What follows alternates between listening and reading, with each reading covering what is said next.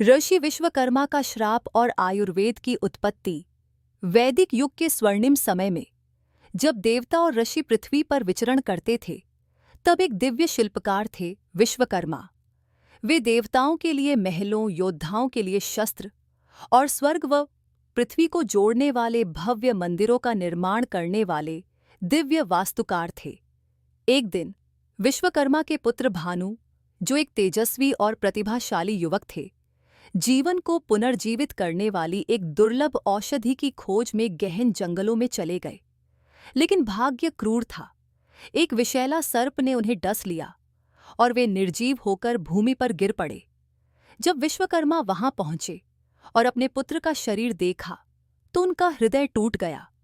क्रोध में उन्होंने संसार को श्राप दे दिया, यदि देवता मृत्यु का निर्माण कर सकते हैं, लेकिन कोई भी उसे ठीक नहीं कर सकता, तो इस संसार से समस्त चिकित्सा का ज्ञान नष्ट हो जाए।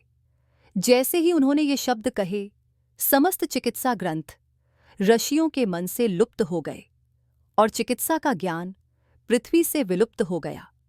मनुष्यों का कष्ट बढ़ गया और यहाँ तक कि स्वर्ग के देवताओं ने भी इस श्राप का प्रभाव महसूस किया। इस विनाश को देखकर महान देवता भगवान धन्वंतरि, जो दिव्य चिकित्सक थे, ने मानवता पर दया की। वे मानव रूप में पृथ्वी पर अवतरित हुए और विश्वकर्मा के पास पहुंचे।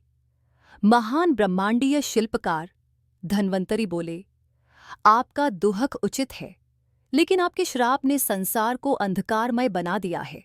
मुझे संतुलन बहाल करने दीजिए। ज्ञान पुनः लौट आएगा, लेकिन इसे प्रकृति में छिपा दिया जाएगा, ताकि केवल ज्ञानी और सच्चे साधक ही इसे प्राप्त कर सकें।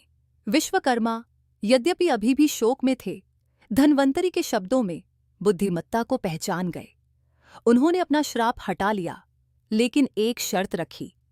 चिकित्सा का ज्ञान सरलता से प्राप्त न हो, बल्कि इसे तपस्या, समर्पण और शुद्ध हृदय से अर्जित किया जाए।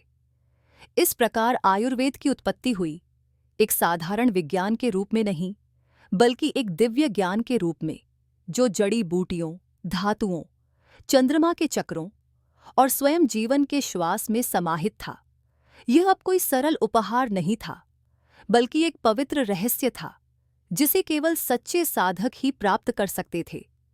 उस दिन से ऋषियों और मुनियों ने गहन ध्यान लगाया, प्रकृति की फुसफुसाहट को सुना, पत्तियों के संकेतों को पढ़ा, तत्वों की लय को समझा और मंत्रों एवं ध्वनि तरंगों की शक्ति के माध्यम से चिकित्सा के रहस्यों को उजागर किया।